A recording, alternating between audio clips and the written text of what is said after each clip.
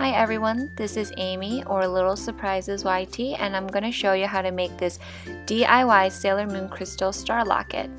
And the only things you're going to need is polymer clay, and the UV resin and the little pearls are optional. I'm going to show you how to make the one on the right because it's a darker gold and will match the findings. Originally growing up, I was used to seeing this Star Locket, but on the Sailor Moon Crystal version, they've used the manga version, which looks like the one here. And so I'm going to be showing you how to make that. Q-Pot, a jewelry company in Japan, has also made a really beautiful design, but the silhouette was just too difficult for me to make.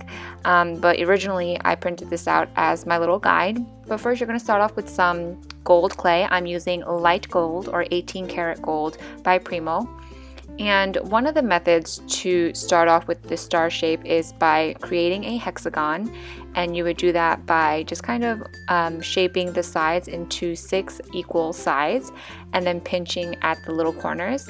The method that I like the most actually is what I call the guesstimate 6, which is I'm just going to keep pinching the sides until I get 6 little points, and then I'm going to alternate between flattening and pinching until I like the shape of the star. As you can see, it is slowly coming along, and I'm going to also offer some tips while forming these shapes. So first tip is to pinch in at the little indents of the points so that you can define the shape of the star a little better, and don't forget to keep flattening and pinching as you do so.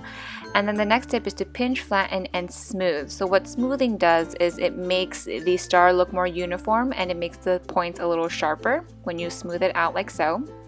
The next thing we're going to do is we're going to make the circular portion of the star. So I'm using my dotting tool to sketch out a circle, and then I'm going to use my X-Acto blade, and I'm actually going to cut like an X shape in the middle of the circle, and later using my blade to cut out the middle portion.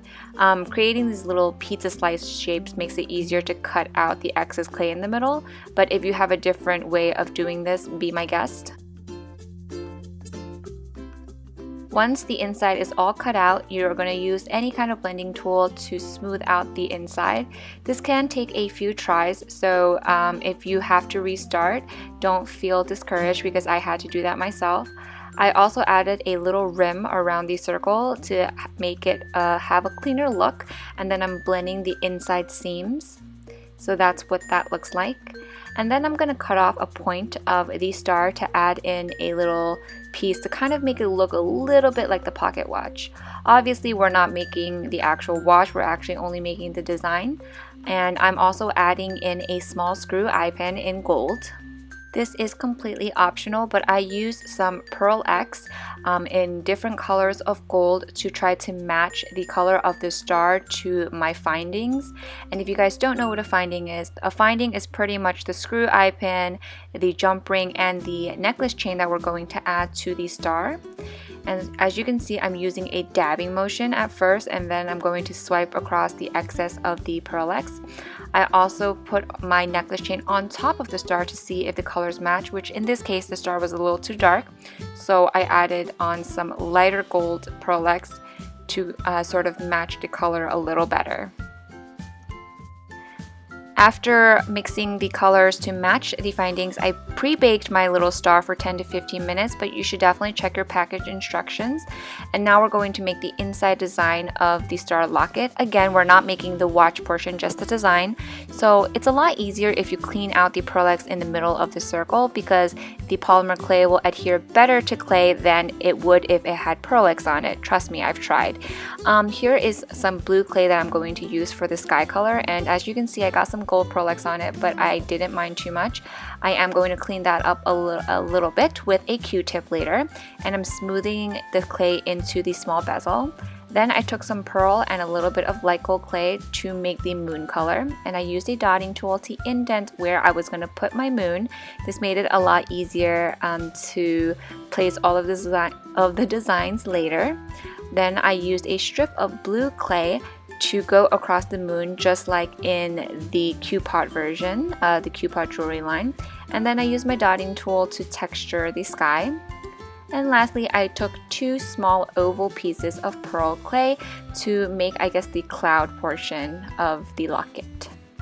And this is what it looks like. For the stars, I'm putting in some pre-baked small stars that I made using a small star mold I have. But if you don't have a star mold, we can always paint on these details later. After you have put in all your pieces into the locket, we are going to bake this one last time in the oven for 10 to 15 minutes. And this is what it should look like after it's been all baked. So now I'm using some UV resin because it will cure a lot faster than epoxy resin. And I'm just placing it or pinching some out into the center of the locket and then spreading it out with a toothpick.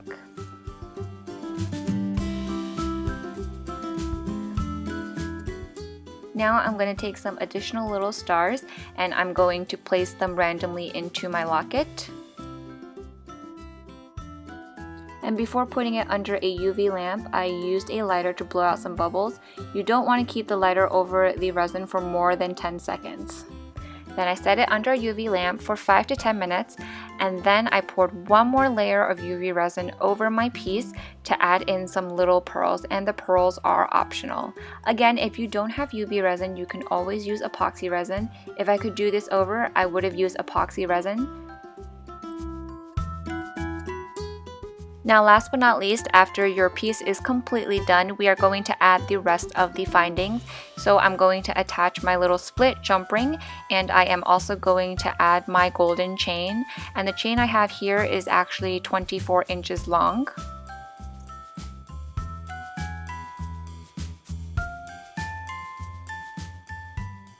So this is the finished locket. I really hope you guys enjoyed this tutorial. I wanted to show you guys how to make the darker gold pendant or locket, mainly because it matched the colors of the jump ring, screw eye pin, and the necklace chain. But as you can see, the locket on the left, the lighter gold, matches the one in the anime a little better, as well as the cute pot jewelry line. So I actually like this one as well.